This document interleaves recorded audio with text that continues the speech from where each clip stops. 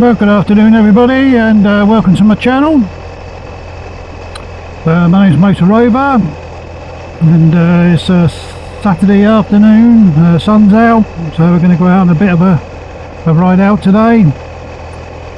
I've got no real plans of where I'm going to go. I'm just going to maybe have a little ride around, and yeah, it's dry and it's sunny and it's nice, it's mild. So it's 12 degrees at the moment, so yeah, it makes a big change. So not bothered putting any of the heated gear on today. No boots, no jacket, no sorry, the boots, heated insoles, no jacket, no gloves. I've got my thermals inside, my jacket and my trousers. Not that I did deliberate about bother putting them in at all. I do usually have a rule. That if it's above 10 degrees I don't bother. But as this is the first day I've had a chance to go out, it's been above 10 degrees, I thought I'd better play caution to the wind. And yeah, put them in, so mind you, don't need the heated grips on, can turn them off.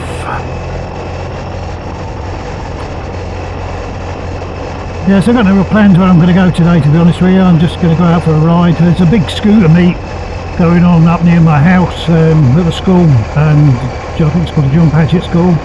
They have a sort of big scooter meeting there once a year, so the road's very busy around there, so I come a different way out from my house today just so I can bypass it all. There's a load of people travelling around and people all over the road, so I decided to come out a different way.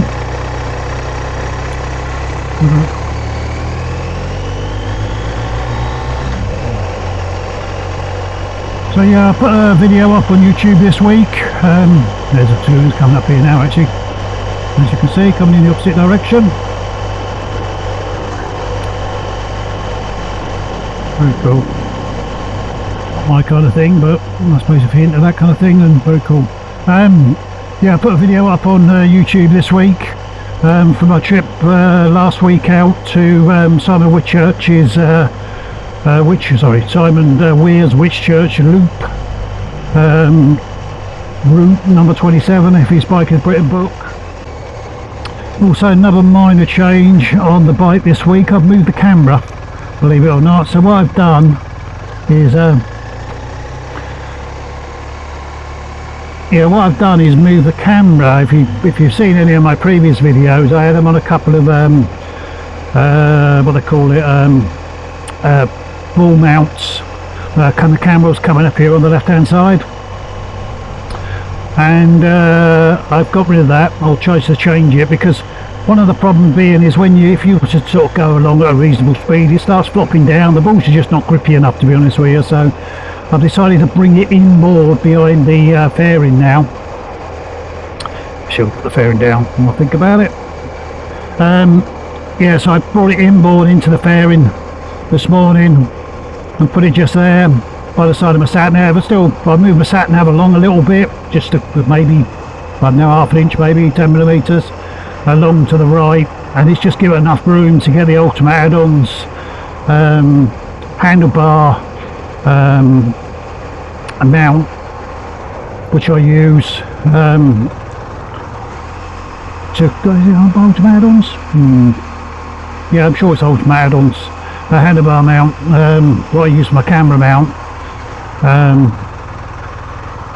Yeah, and mounted it there. So the picture, I was a bit concerned that I might end up looking a bit too close to the screen, but looking at the little LCD image, or the LCD image on the back of it, it actually don't look too bad, to be honest with you. So yeah, I think I'm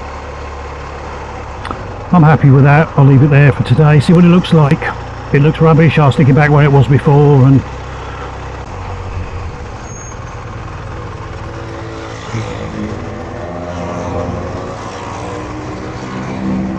all the scooter boys.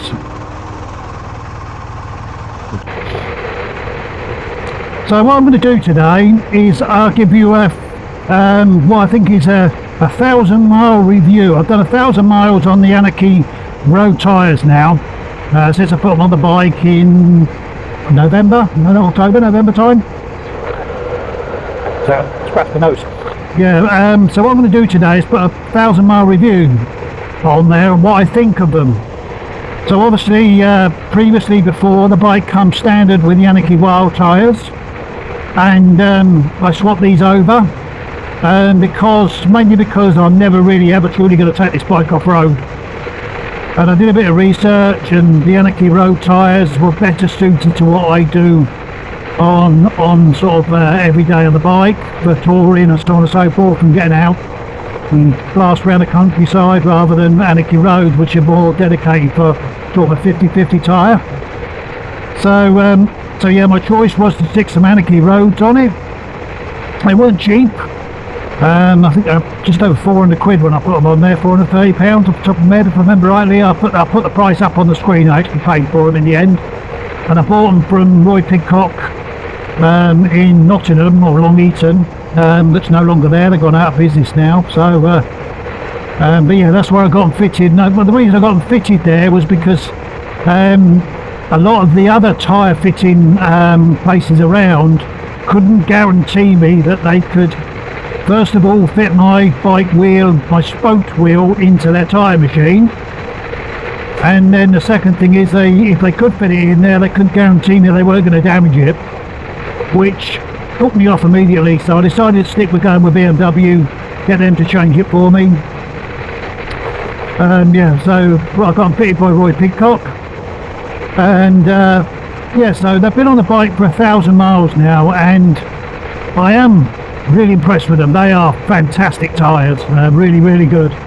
Obviously, I've been using them over the winter. It's coming to the end of February now, and I've ridden the bike all through winter as well. So I've been in some pretty atrocious conditions in them, from being up in the Peak District when it's pouring with rain and fog, to slippy country roads, and a lot of mud on the surface. Which is what I did when I went out to Skegness a couple of weeks ago, or a few weeks ago, where the roads were atrocious. And yeah, pretty much everything you'd come across in a winter riding. And one of the things, couple of things, I've had a couple of little minor slips on there on the mud.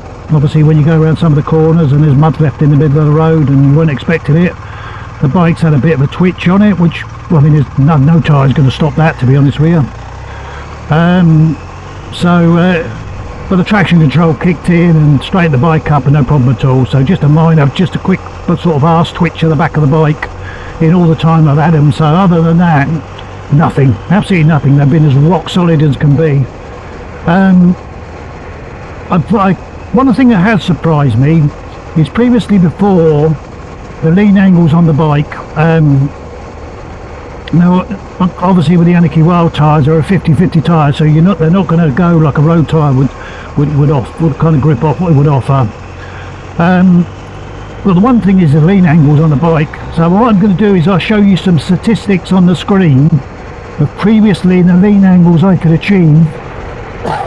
Excuse me. The lean angles I could achieve on the Anakee Wild tyres.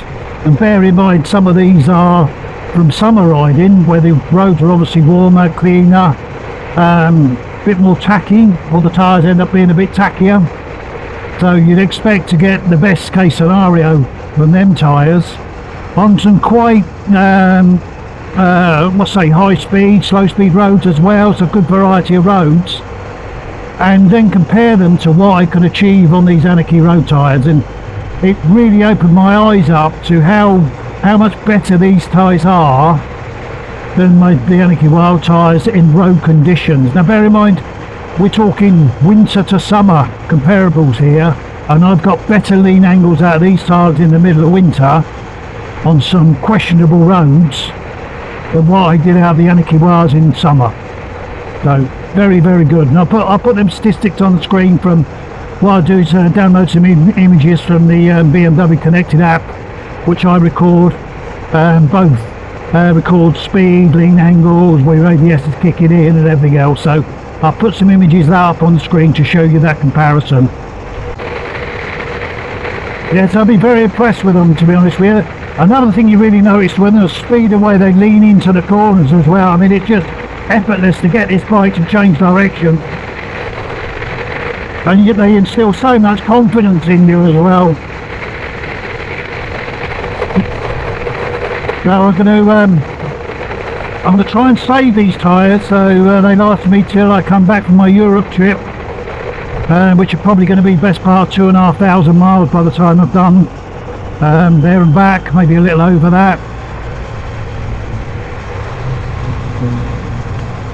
So yeah, I'm going to try and get enough out of them. It's been interesting to see how long they last. Like I said, I've done 1,000 miles on them already, and I do expect to get a lot more out of them than that. Now what I do is also take some images, because one of the things I also noticed is obviously with the increased lean angles on this bike. This is a big bike, it's a tall bike as well, and what really surprised me was the chicken strips on the back of how small they are. Considering this is only winter riding, there's probably only less than 1/4 of an inch of chicken strips on the outside of the tyre, so that just goes to show what lean angles I'm achieving on the bike without too much effort, to be honest with you.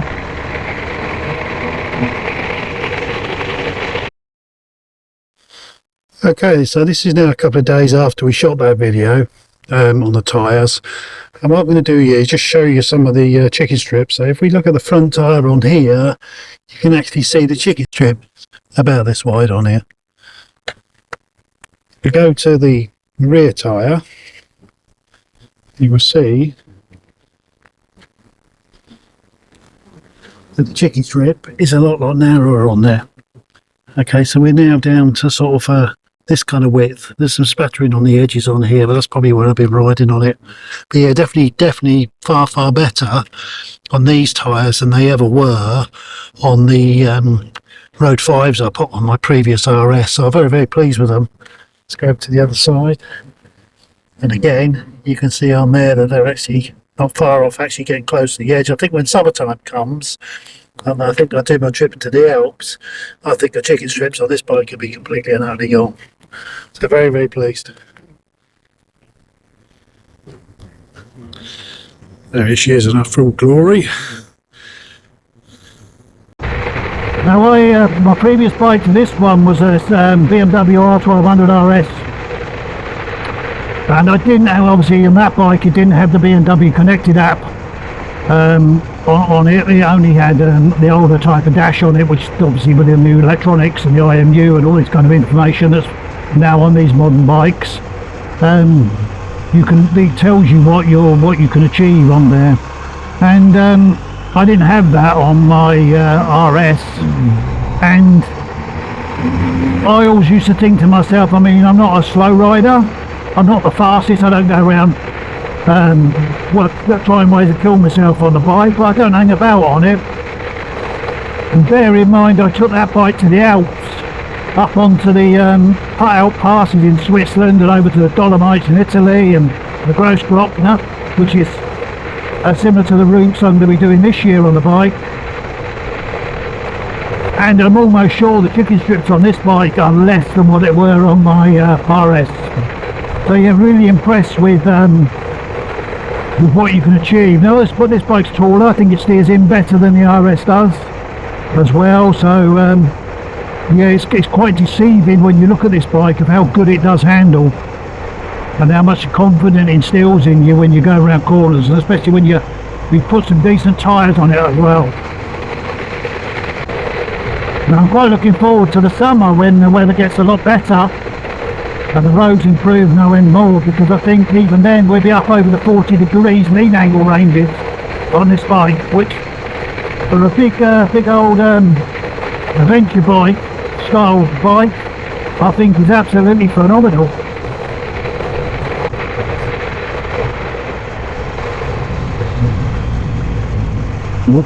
So there's where mud on the road, it just gives that little jitter on the bike sometimes, and it's difficult to see when the sun's so bright. Yeah, the trouble is there's still lorries coming off the fields and tractors, and when they come off the fields they bring a bit of muck with them.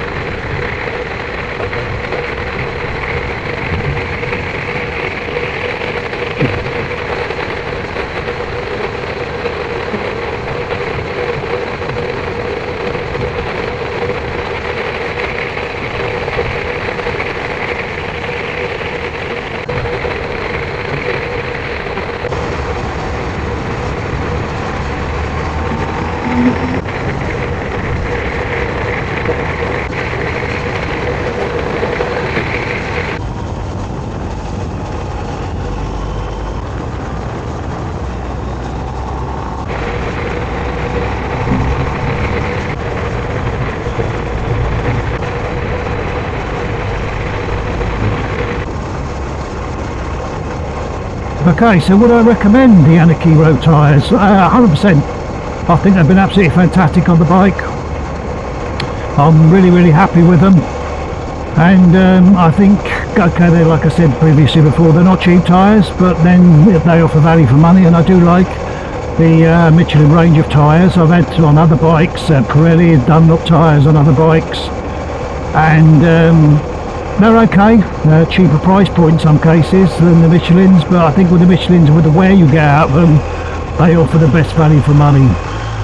So yeah, so on my previous bike, my RS, I had Michelin Road 5 tyres on there, which again were good tyres, and I did contemplate putting Road 6s on this bike, but I decided to go with the Anakee tyre again, because obviously I think the Anakee range is more suited to this bike than the road range, which I think are more, if I had an RT or an RS or some other bike like that, then I'd probably go with the Michelin Road 6s. But yeah, so I'm really happy with them. Highly recommend them. Yeah, I would go with these again in a heartbeat. Absolutely fantastic tyre.